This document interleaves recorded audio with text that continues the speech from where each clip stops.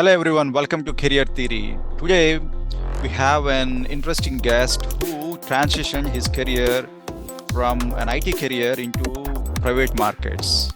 With that, let me introduce Abhishek Garg. Abhishek Garg, welcome to the Career Theory. I have my co-host Bharat Ramesh also, who introduced Abhishek Garg to our podcast. Thank you, Bharat, for introducing. Absolutely. I cannot talk less for what Abhishek sir has changed my life for. And it's been an amazing journey since he started mentoring me within my earlier career. And he's the one of the important person in my life who completely transformed my career as well as my mindset with respect to how I should be working towards my vision. And yes, Abhishek sir, really happy to see you. We are extremely grateful that you took your time for us and also for our audience. So we welcome you with a lot of love. Thank you so much for joining us. Thank you very much, both Ramesh and Sai. Thank you very much for taking interest in me as an individual and giving this opportunity to come and share my thoughts and my experience with your viewers. I hope I'm able to add some more value uh, towards the end of this conversation. One note probably I can leave the viewers with before we start the Q&A is that some of this they would have heard from some of the other speakers in the past, or they would have read about it somewhere. So if it's something they've already heard, it's a reinforcement of the same thing, but from my lens and my perspective and my experience. Oh, Absolutely, love it. absolutely. With that, let's not waste some more time and let's jump into the podcast. So, before we jump into the podcast, we wanted to understand more about your journey so that our audience will be able to understand who is Abhishek Garg and where is he coming from. Sure. So I'll start the theory of circle of life, and I'll give the reason why I'm talking about circle of life. So like any other student, I completed my 10 plus 2 and then had multiple career options. Um, the mind said I should go for something which is more management, finance related. But the people around me from where I come from said engineering looks to be a more promising option than something else. So for a matter of uh, scenario, at that year, the state where I come from, which is United Andhra, not Telangana Andhra, United Andhra, we had state election, and the results for the entrance exam was delayed by 4 or 5 months. So I had some time on my hand before I could take the decision. And in the meantime, I went and joined a course on chartered financial analysis, CFA, which is nothing but somebody who analyzes the financials of a certain listed company in the market and talks about the risk, the weightages associated from a investment perspective. And it was one of the few certified institutes which was offering that course then in India. So I started going to the college, started enjoying what I was doing, and as they say, karma. I end up getting a rank in NSET, and a lot of pressure from everybody around me to move out of what I was doing to being an engineer. Honestly, that was one of the days when I cried in my life because I felt my heart was in that what I was doing, but everybody around me said you should be an engineer because that's a lot more prospective for your career than getting into what you were doing. So yeah, with that I started into this journey. Did my engineering, realized after 3.5 years it's not making sense. Go back to management. Did my MBA in marketing in MIS, and again, an exception happened with me in my last year of MBA, which is the second year. I was campus picked by an IT company then, and I didn't go to my MBA college for the second year completely. I used to go to my office, and my office attendance was considered as my attendance for my college. And I used to just be given a week or two break to go and write exams in my college. And that's where my corporate journey started. From there, moved into Deloitte, a big four. When I joined the big four, I didn't know what Deloitte is. I thought it's an IT company, probably Dell misspelled sometimes or some other abbreviation of that. I mean, that's the understanding I had when I joined that company, right? And had a phenomenal run for 12 years in that company, played multiple roles with multiple stakeholders under multiple geographies, scenarios. And then life hit me and saying that, what else can I do for myself and for people around me? And somehow the option was not coming that I should continue in a corporate setup. I looked around and realized that there is a lot of startup innovation happening where I stay. And these stakeholders, these founders who are having a good idea need support to take it to market, to brand themselves, brand the product, brand the service. And somehow they are not able to do that, especially when they have an offering which is either business to business related or business to government related. That's where I started working with them. And that opened up my eyes to private markets where I'm currently part of, where I also saw that a lot of institutional investors, right from an angel network, a VC, a private equity firm, they end up investing very heavily in these companies with very less data points or structured data coming their way for decisions. Wow. And that is because they run their kitchen even today on spreadsheets. So imagine they are deploying billions of dollars on technology transformation, business transformation in these companies globally, but their own kitchen has not kept up with their own data or decision making models. So started engaging with these kind of stakeholders where I could create that transformation for the private markets. And since last 3 years, have been playing multiple roles again with multiple organizations in multiple capacities to create the transformation. So that's me, right from the time I started my studies or finished my studies to the time I started my corporate career to where I am today. Wow. Wow. That was Which an amazing journey. from your journey of having your heart set at the finance and doing in engineering, which makes me realize a curious question of why you are so much fascinated about the finance. Like, what is it in the finance field that draws you all the time? So there are two reasons. One is I come from a community where early on in the age, you're not taught how to speak mom and dad, you're taught how to speak finance. The Banya community, which does business very well. So it's in your blood. It's part of your DNA that you look at numbers very differently. Two, somebody early on told me in my life that if you want to make money, Mm. it's like a river. If you come and sit in the river, you'll automatically get wet, right? Mm. So people don't realize that there is money flowing around you, there is Mm. capital flowing around you. It is your ability to tap into that capital for your business needs. Wow. And that stayed with me for a long time. And even today, when I talk to a lot of startup founders and entrepreneurs, I see that while they have a good idea, they know how to convert the idea into something, but Mm. they lack that understanding of using capital structures or capital pools Mm. to convert or take that idea to the market and create that impact, right? So that Wow. is what stayed with me, and that's how that journey continues. Wow. So Awesome. whoever said it, they said it so well, and you put it so nicely that, like, the analogy of river, like the capital is flowing all around. You just stay there or get into the river, you just get wet with with whatever you want it to be. Very well said. I definitely wanted to understand, you made it sound really easy, for sure. A lot of other individuals might not feel the same. And for that purpose, especially even your career, it was really amazing when you started, when we were studying, and then when you moved to private markets. Did you ever see any setbacks, anything that you felt pulled you down, and then how were you able to navigate through that kind of river that you were, part of that time? So, Sure. So not one, I think many setbacks come your way in your career starting 15, 16 years. And I'm sure a lot of my contemporaries and peers will also vouch. They'll have their own stories of how they went through. Uh, I don't want to talk about scenarios. I'll probably talk about what kept me going in those scenarios. yes. One, a very positive frame of mind that whatever happens, happens for your good. Probably I'm not able to see that today. I'm too immature to see what's the bigger game plan here. That is one thing. It's easy to say, but it's very difficult to put that in your head and live with it every day and moment when you go through a downfall or a setback, right? That's Mm, one. Two, I ensured from very early in my life, I go up to people who are seniors in the ecosystem and make them my mentors. Somebody probably who is good in strategy, somebody good in marketing, somebody good in career maneuvering, somebody good in something, right?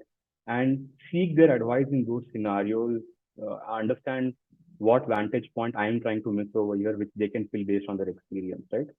And it's again a very famous quote in Deloitte. you collect the dots first, then you connect them, right? So I was always Wow. busy collecting them, Mm. so that there could be an appropriate time when I become very clear how I have connected them or how others have connected them. Wow. Three, support from friends and family. People feel that they are superhuman beings, which is not the case with any of us. In those times, you know who's standing with you, and largely you will see it's the friends and the families who continue to give their unconditional, unbiased support to you in those times. So, yeah, I mean, those are three things I'd say that has kept me going even today. Awesome. I really love it. Yeah. Wonderful. Wonderful. Like I love your analogy of people talk about connect the dots because I always believe in connecting the dots, otherwise they'll become the dots. But you brought in a different philosophy or a different ideology, like collect the dots first, then you can connect it. Yeah, That's beautifully well said, because most of the time we'll like try to connect them unless you have that, you have to have a dot to really connect them, otherwise it will not be a complete picture. Very well said.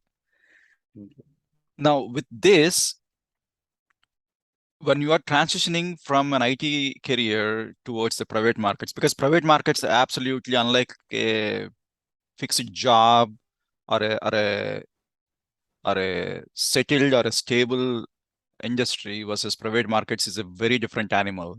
And you are working with the startup founders who might come from different experiences, and everyone would behave differently or might act differently. When you are dealing with these people, or when you are helping them to transition or use the capital, what kind of challenges someone would typically face, and how did you able to convert them into an opportunities? sure. So again, I think this is something which I probably learned from one of my mentors early on, that there are two kinds of mindsets largely people have. People who see problems, and then people who see these problems and convert them into opportunities, right? And again, it's easier said than done, but you need a lot more understanding about the problem. So one thing which I used to do is remove the person behind the problem and articulate that from a business perspective. Two, take a step back and see if somebody else would have come across this problem, what would have they done about it, right? And it's very difficult to do in a live simulation again. It's easy to Mm. say because we are all human beings and we're emotionally charged. Sometimes your boss comes and throws a tantrum at you and you're like what did I do? I did my best. The things didn't work out, right?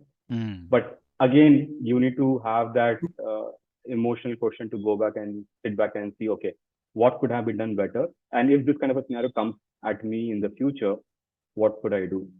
The reason I'm giving this is because within Deloitte, when I was working, I was uh, sometimes I was handpicked for opportunities. Sometimes I raised my hand and said, you know what, I am done doing what I'm doing right now. I need something which is more challenging, which is more interesting than what I'm doing right now. And again, God was kind. Stakeholders were kind. My both my upper stakeholders and my team members were kind to me. That I got those opportunities, which helped me work with stakeholders in multiple countries with multiple backgrounds. Somebody was a CXO who was handling a budget worth a couple of $1 billion, to Mm. somebody who just joined the organization 6 months back and needed me to help them onboard them on their own role in the organization, right? So it was quite an extreme in terms of the kind of stakeholders I was working on. And then I realized that this knowledge, this experience which I have is Mm. definitely something which is worthy I can share with people larger than uh, or bigger than what they are supposed to be in their own doing. And Mm. that's where I realized that the co-founders of startup entrepreneurs looked because they are trying to solve a lot of problems, and compared to a corporate life, they have limited resources, they have limited teams, they have limited time frame, but they have the same pressure of delivering the same kind of outcomes than what you have in a corporate, and they Absolutely. need support, right? Absolutely. So that's where I thought that this experience of mine could probably help them more than me being in a corporate. So that was another reason when I took that natural call moving here, Mm. and I think so far it's paid off well. I worked with some very enterprising and more smarter co-founders than me. I have learned a lot from them in the process as well. I will not deny that I have not, because they look at the problem very differently than what a corporate teaches you to look at the problem. So it's been a win-win scenario since then, and I have been able to help them whatever I could in my journey so far. Wonderful. Wow, wow.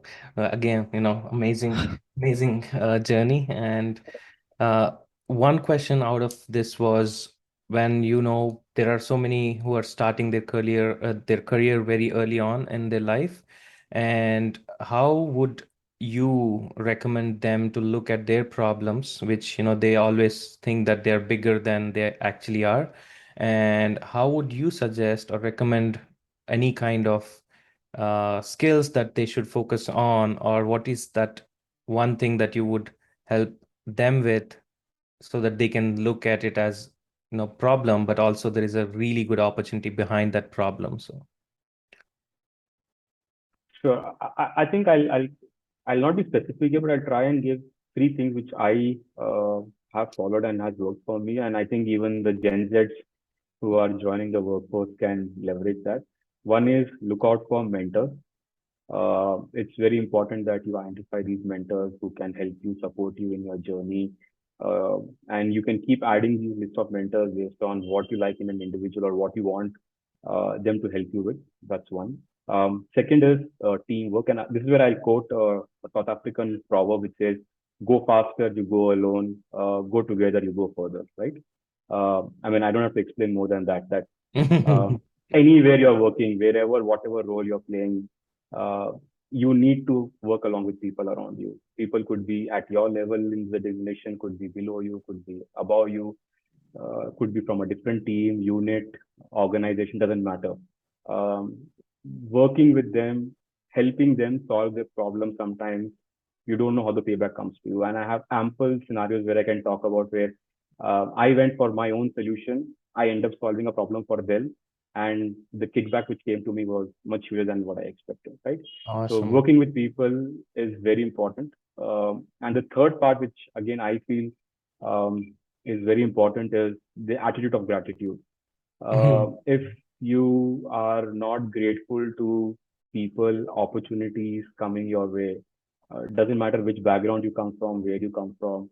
I think it's important that you feel that you're grateful to everybody around you about whatever they are offering you in whatever capacity. So Wow. these are three things which I work with even today, and I think those open up automatically after that. I love it. I love it. And I know I personally experienced all those things from you. And two more things which I personally kept very close to my heart throughout my career were the first things you said when I joined Deloitte was, you have to ask why you are doing what you're doing, and that why I have always constantly have helped me with my career. Even today when I mentor someone, I keep telling them the same thing.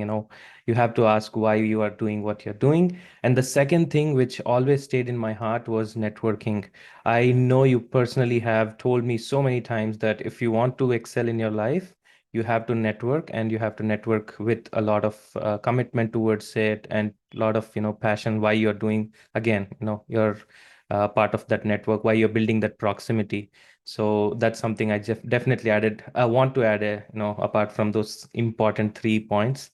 So yeah. And how would you personally network when it comes to private markets, and what is a key skill that you would use in order for anyone else to also be able to understand how networking really works behind the scenes or in front of the actual real world? Sure.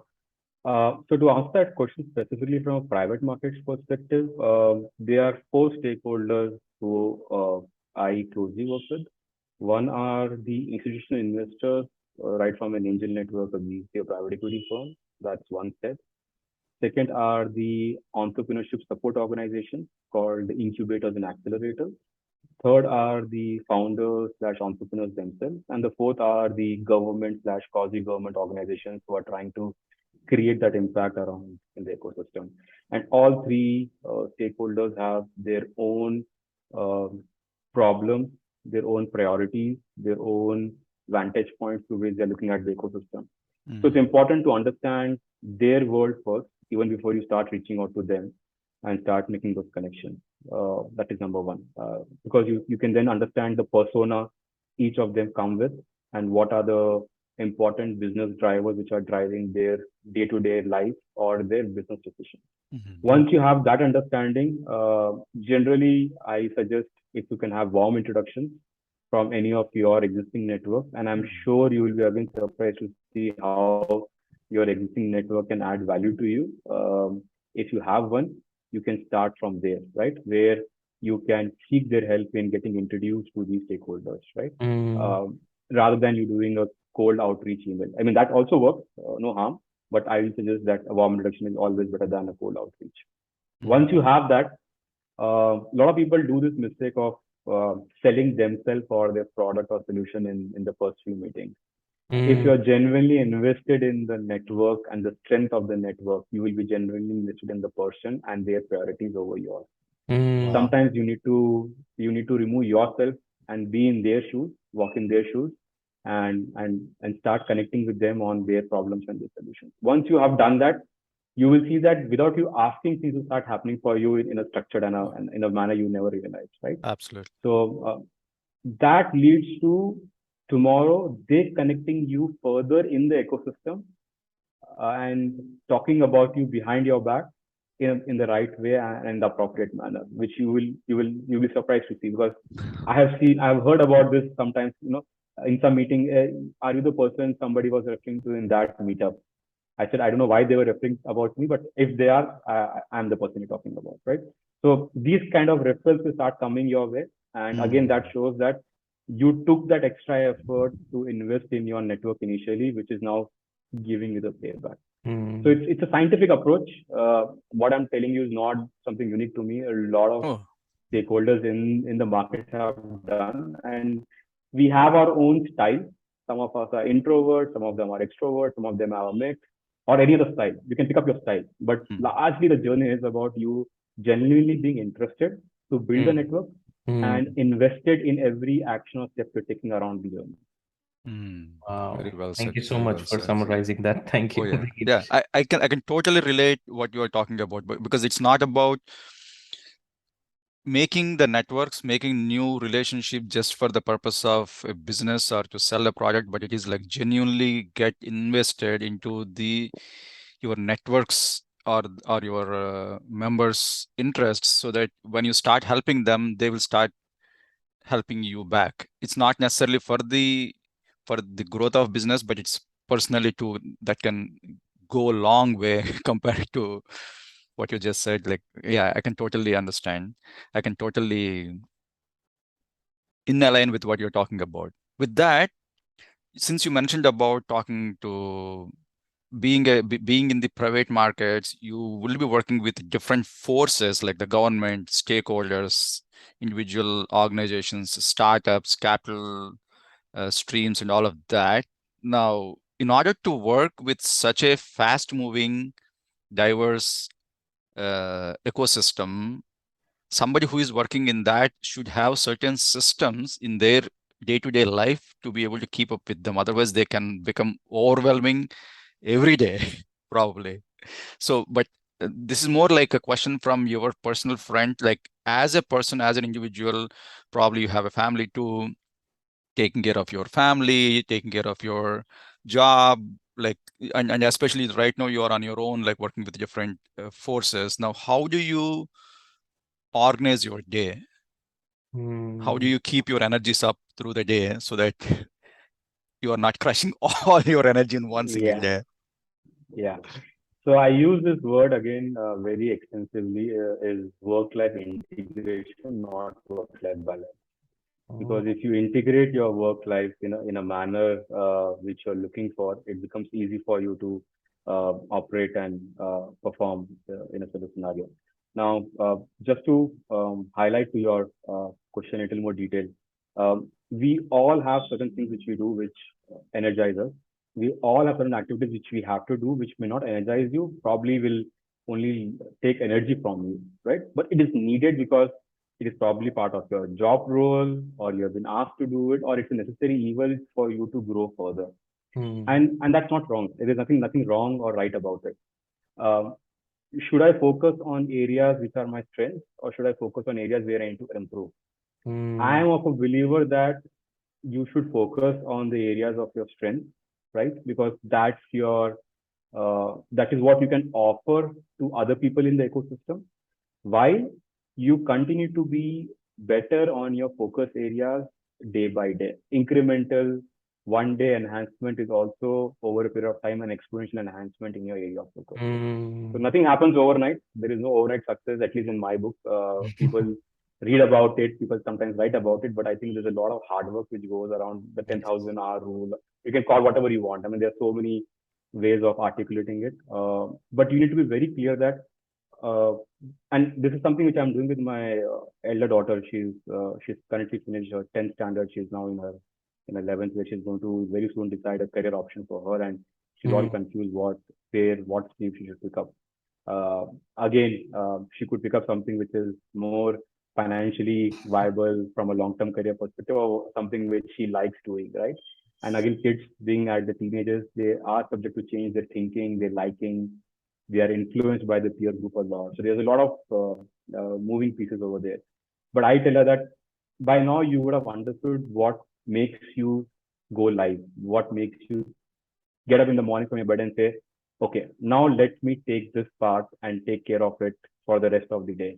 That's your strength. That's an area where you are good at. You want to spend your time, uh, energy, effort, mind only on that area. So I think you should look at focusing on those, but at the same time, keep a list of things which are pulling you down and keep working on them slowly, steadily, incrementally, so that you no more are bad at them. Tomorrow, if you need to handle them, you can. Like for example, I remember when I was first time made a line manager of people to report into me in Deloitte, and I had no prior experience of handling people.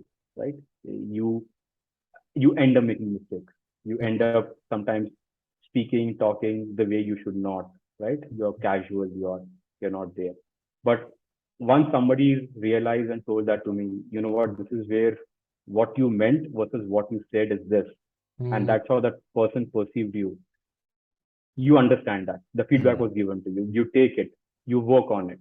By the time you start working on it and start improvising it, you come on the other side where you can see people like you struggling, and you can share with them what worked for you, right? So I'm always, I mean, there is seldom a senior who came to me and said, Abhishek, this is something we find that you'll be better at, and I didn't take that feedback, saying no, I don't agree to it.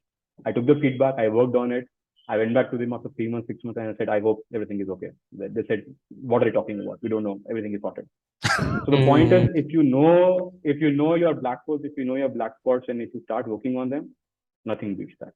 So I think it's a mix of the two, and that I think keeps you going whenever you are. This must this specific skill you're talking about, maybe you are like trying to explain the skill of reflection. Like you are reflecting on what you are doing on a probably on a hourly to hour basis, so that you are conscious of your surroundings, and if you're conscious of your ecosystem, you are trying to get every single clue and incorporate them, whether it is a positive experience or if it is like a non-positive experience. It sounds like you are reflecting on your journey on a day-to-day basis, and you are collecting every single feedback, and you are trying to see at the end of the day, is this is something that I should improve on? Is this something I'm good at? Probably that's what you are doing, if I understand it correctly. I mean, and absolutely, and the inspiration I could say for me over here has been one of the greatest sporting stars of my life, Sachin Tendulkar, right? You see him coming and giving his best every time he comes for batting, if you have seen him play, right? Will he get results every time? No. He has been out on even zero sometimes, right? Does he not go back and reflect on what went wrong? He does that. And then you pick him up and you put him in any playing condition against any team, against any bowling attack, he will give his best, right? I think that's what we all have to do. We have to just live up to our great inspirations like him and do that. I mean, will you be successful every time? The answer is no. Absolutely not. But have you tried? Have you done the reflection at your end? The answer should be yes. Oh yeah, Awesome. absolutely. And with respect to, I know the question which Sai asked was really powerful, which is, what keeps you up, what keeps you your energy towards your vision. What are some of the habits, or what is the source of knowledge that you would really focus on in terms of day-to-day basis to upskill yourself, keep up to the market, make sure that you have all the skills that you need in order for you to win the game whenever you're stepping out of your comfort zone. So what are those skills? Like, how do you look towards those skills? Something, some of our audience would love to learn those skills. So I think to start with is generally what has kept me going is a curious mindset. mm, If somebody gives me an answer and I'm not happy, and coming back to what even Bharat mentioned a few minutes back, that mm, why did the result come this way? Why not that way? If that would have happened, why did it not happen that way, right? The reason I say that is until you question it, until you look for an answer, if you are happy with the answer coming your way right now, you won't look for other options and possibilities. And that kills your entire approach. So one should not be, I'm not saying should not be happy or contented, but should always look for questions which takes them to new answers or new pictures to look at the same thing from a different vantage point. And the way you get those answers, for me at least, has been a healthy mix of two. mm, One is talking to a lot of people, uh, because I don't see that you can achieve anything without people around you. mm, Two is reading books. And somebody I was speaking to very recently said, you know what, the reason I read books is because it helps me paint my own imagination, which wow, doesn't happen when I look at a video or a movie or something else, because then I'm seeing somebody else's imagination and trying to view that in my head, which is, I that think, again, I mean, it's a small thing, but it makes too much of sense, right? Oh yeah, So, a lot of sense. yeah. So I think a healthy mix of talking to people and reading books through which you can paint your own imagination. I Mm. think that's what answers or feeds a lot of answers into your head about why and what's going on. absolutely. And that was Absolutely. the goosebump moment for me, because painting yourself into, the whole scenario and the vision when you read books is something that will happen to everyone who does it, because they have to put themselves into the situation and see how the problem is, or how the narrator is, sorting it or solving it, is really powerful. I had the goosebump moment already, Oh so yeah, I'm good. absolutely. Because Yeah. that's my next question I was about to ask you, but you answered it so nicely. I just wanted to reiterate that. What is the point of reading books versus watching a video to learn something? But you said it so well that when we read books, we paint our own picture with our own imaginations, versus when we watch a video, somebody is going to paint that imagination for us, which is Mhm. completely different. Whether the audience can understand it or not, I love it. painting your own picture is more important through different sources. Especially books is wonderful medium to really do that. Thank you so much for reiterating that. Awesome. Now, I wanted to jump on to being independent. You talked about as a Gen Z being independent, but you also talked about we need to be with the people. People are the ones who really moves us forward. Like, because these two are two sides of a coin, I would say. Like being independent versus being with people. Like, how do you balance these two? How can you be independent while being with people? So, I mean, when I say independent, what I mean is that your journey, your career, your path, you will always be lonely there. And especially when you hit a corporate career, very soon you get promotions, you get Mhm. you move up the ladder, right? Mhm. You will see that you will have less and less people around you with whom you can share Mhm. what's happening in your head, right? At the same time, that is the time where you will still need people and advice and inputs, Mm, and it becomes difficult to find the right kind of people with whom you can talk, right? mm, And that's what I say, that you need to start identifying the right kind of mentors you need at every stage of your career or life, right? Because these people will come with their own experiences. and probably try and fill those gaps for you. Mm. Coming to your question, how do you manage that with people? I mean, I don't think you need to manage it. Mm. Either you are supporting the people who you are working with, or you are not. It's as simple as that. Either Mm, you are adding value to them, or you are not, right? mm, And in the process, when you are adding value to them, you are adding value to yourself. Absolutely. That is an individual takeaway which you will definitely get while you are working with people. I've seen some people who in the corporate jargon call themselves a single contributors. I couldn't understand that even today. While somebody would want to work by themselves for themselves, why they have a complete army of people with whom you can collaborate, engage, and connect. Right? I mean, to human is to connect, to talk. How can Yeah. you take that fundamental thing away and then say that I would be an individual by myself? So I still feel that while your journey, your outcomes, your approach could be very, very specific to you, Mm.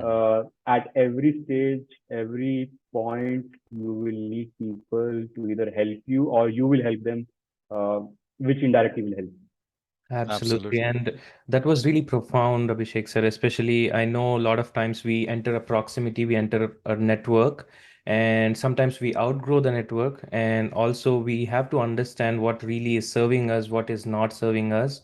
And that's what you, I think, kind of, consolidated here, which is whenever you move up the ladder, there is a possibility that, you might not be able to share everything with your current network, but there is a network out there which you can outreach. Yeah. And you have, because we are all a tribe, we always work as a tribe, so you have to find the new tribe, be part of that tribe, and make sure everything else is also really well.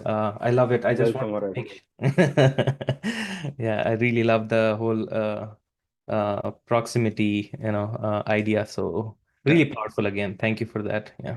Yeah. Like with that, let me ask you one question that which you just touched based on the mentors and reaching out, especially when you're growing up in your career. As we are going up and up in the career, it can be so lonely. So It is. how It is. it at that point, how do you find the mentors? Like, is there a specific system that you deploy to find the mentors and talk to the right mentors? Like, how do you do the trail and errors to really see, oh, this person might be the person that I should talk to? Mm, Sure. So I think one should understand that there are a few skills we all need, right? Some of them are professional, some of them are technical, some of them are, there are various categories of skills which one needs. Mm, And if one can, a lot of psychometric tests are available, a lot of places you can get inputs on. If you know what your strengths are in those skills, I think you're sorted. The mm, ones where you need help, that's the starting point. So you know these are the 4 or 5 skills where you need help as a professional, right? Now, once you know that, the next obvious question is who are the people in your network or mm, in your circles you know who are the best or the master in those skills, right? mm, mm.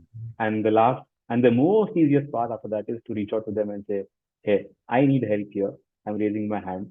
I see you are doing what you're doing very well in this area. Do you think I am worthy of being mentored by you on this skill, which will help me as a professional?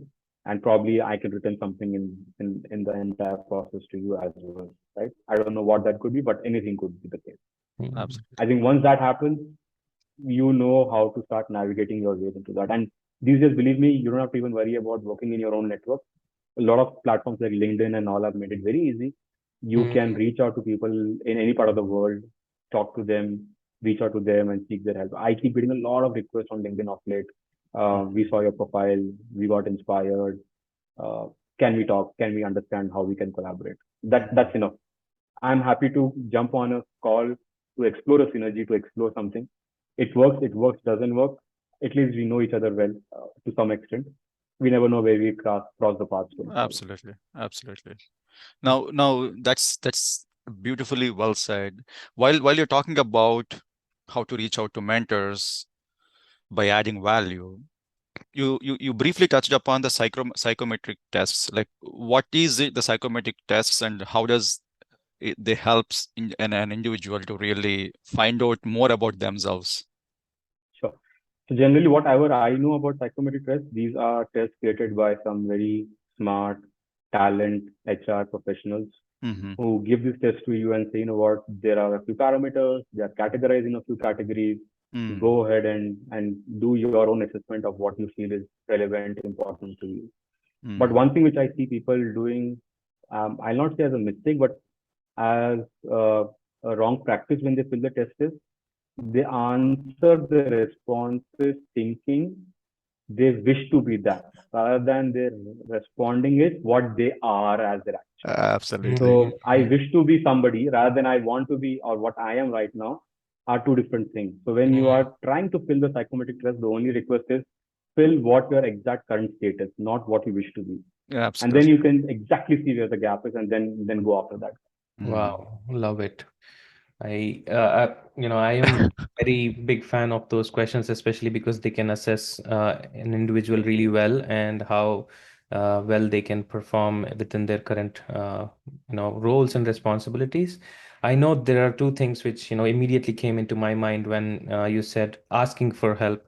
It's really underrated at times when, a lot of individuals don't understand how important it is to ask for help. And the other thing is, we don't talk a lot about money, the wealth. What is your take on both the aspects? Especially, I know you already kind of touched asking for help, but how would you put it into a way that, everyone understands that it is really okay to ask for help and, also talk about things that are really not comfortable and more uncomfortable? And how would you do that within your network and within your day into day and day life? So, So so yeah, asking for help, I think should be inculcated very early on in your career because I feel we are not, at least from the Indian context, are not encouraged to ask questions. So asking for help yes, doesn't even factor in the entire scenario, right? yes, We're just told Absolutely. to follow the rules, to follow the path, and just get the work done. Why are you even thinking twice on that? yes. So I think it's a function of both the upbringing at home and also the Mm, initial line managers with whom you work that they are okay for you to come back and say, I need help here, right? I Mm. need help because I don't know. mm. I don't want to take an assumption. And this is something which I was told in my college that assume is as of you and me in Mm. a way. So Whoa. don't assume anything, right? So rather than you assuming something, you come and raise your hand and say, I need something, I need a help over here. What do I do? Can I go a second time? The answer is yes, because you're still trying to figure out your game. But I Mm, think after that, you should by then know what the game is and what you are supposed to do and deliver. I Mm. have not of people asking for help after a second or a third time, but I think by then they understand they're smart people. They know what to do with the help which they are expecting from. Mm. Coming to the financial aspect, I think again this is something which is a function of I will not say culture, but the way we are brought in. In some parts, we are not very comfortable of taking money or talking about money or financial literacy the way it is. In some cultures, it is embedded in your upbringing, like probably if you're a Jew, you're told the four principles of four jars where you save your money for various aspects of life, milestones of life, right? And mm, you see how that each aspect of your jar keeps continuing to address a part of your life. Because I believe Mm. we all need money for various milestones we wish to achieve for ourselves and for our loved ones mm, in the process. So having that conversation with anybody, whether it is asking for a hike when you're a salaried employee or when you are working by yourself, your consulting fee which you want, and there is a negotiation which comes with that, right? From wherever you're looking at, mm, you should know what your value is. And mm, again, there are ways in which you can determine what your value is, right? Mm. Is the talent market hot today? Then your value is a little more higher. If Oh, the yeah. talent market is not hot, you need to slow down on your negotiation a little bit because they can replace you very comfortably with somebody else, right? Mm. So these mm, are things which you need to keep in mind. And I again believe I was lucky enough to have a few mentors very early on in my life who told me how to play this part comfortably. Mm. Uh, I love working with a lot of CFOs because somehow these people have a knack of numbers and also they're very hard negotiators. They Mm. need something, but they will not let you leave the room without getting the money or the price value they are looking for. So if you can identify somebody like that in your ecosystem and make them your mentor, the earlier the better for you to learn those things. Wow. Wonderful. That's a brilliant suggestion. I think look for CFOs to really understand the money. Wonderful, wonderful. With that, I know we are like getting Close. to the top of the hour, but I just want to touch base on the financial literacy. Okay. The the financial literacy that was taught as a culture is more about earn money, save money, earn money, save money.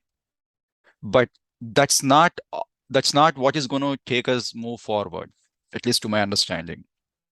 Now, from your experience being an engineer who transitioned into private markets where your heart is and helping these individuals, how would someone early on in the careers should focus on learning this financial literacy even though they are not from a finance background? Take an example of someone who is like a doctor who spent a lot of time reading big sculpture like Bible-sized books through their life about body and the organs. But if they wanted to understand the financial literacy, because that's where they're working towards, which might come in and help them, what should they focus on to learn about the financial literacy? So there are multiple aspects one can look into, and I will suggest that not everybody needs to be a master in finance. You Hmm. should know some of the basics, Hmm. and because, for example, a person of a doctor or probably an architect or some other people, their day-to-day routines won't permit them to be really learning the art and the craft, right? Whereas there are some people like the financial controllers, the CFAs, the auditors, and the other financial professionals who are spending hours and hours together to understand this craft and learn this. So probably they can collaborate with those people and do that. But I think essentially some fundamental financials should be aware of, at least for the profession you are getting into. You should know what are the top five revenue drivers which drive revenue in your profession. What are the Hmm. top four or five areas of cost where you end up spending 80-90% of your money to run your business operation? Mm, What are those financial metrics which you want to keep a track on in your profession? mm, Whether that you're running a hospital, whether you're running your own consulting business, doesn't matter. Business metrics, operation metrics, and financial metrics. You should be aware of these three metrics and Hmm. track that at your level, right? mm, As a person who's starting the career, it's okay. Again, you can find a mentor who can probably teach you the basics between understanding how capital markets work, to how private markets work, to how bookkeeping is different, to risk auditing, risk management, financial advisory. There are so many aspects. There are so many themes. One cannot learn everything, but mm, fundamental is something which you can. One thing which I did very early on in my life is I used to um, hear the finance ministers of some of the countries give their financial budgets. And wow. again, if you see, there is an overarching narrative which they cover Mm, in the speeches, and then they talk about the receivables from where all they're getting the money and the spends where are going to they make the money, they're going to spend the money for the benefit of the people of the country. mm, Wow. That's how generally everything runs, right? So you have your Hmm. receivables, you know where you're going to deploy your money. But you should know what are the strategic areas which will help you grow in your business, mm, which will drive your revenue further. And you should also know where you are going to leak money or where the money is going to go inside your business. I think that's a fundamental thing which I think doesn't matter whether you're a doctor, whether you're what, you should know that for mm. your Wow. profession. Very brilliant. Awesome. Very And I brilliant. know, yeah, really, really powerful again. And I know we are we are coming to close an end to this episode, but I know it's not the end. It's just the beginning.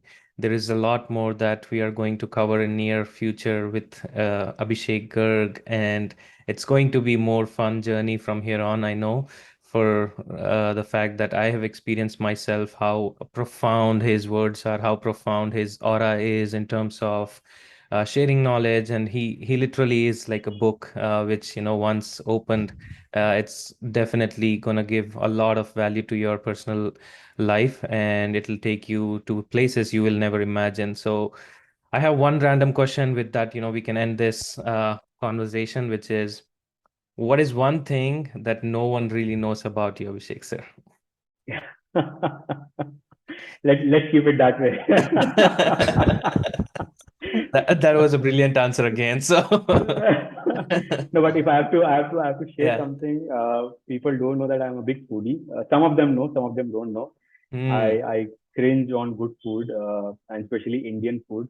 Love it. You know that I've been in the US for a few months now, and Yes. I'm missing a lot of street food. I have a very I don't know whether I'll be able to achieve this or not, but in my heart, I have a wish that someday down the line, I do travel from South India to all the way to Kashmir, North India, and East to West in a train, not in any other mode of transport, Wow. and experience life and food in that journey. Because I believe in India, every 100 kilometers, the food changes, the culture Mm. Yes. changes, the Yes. people change, and I want to experience that and take that into my stride. So I hope in the next few years I get an opportunity to move out of everything out of my plate and just do this for a few days or weeks in my life.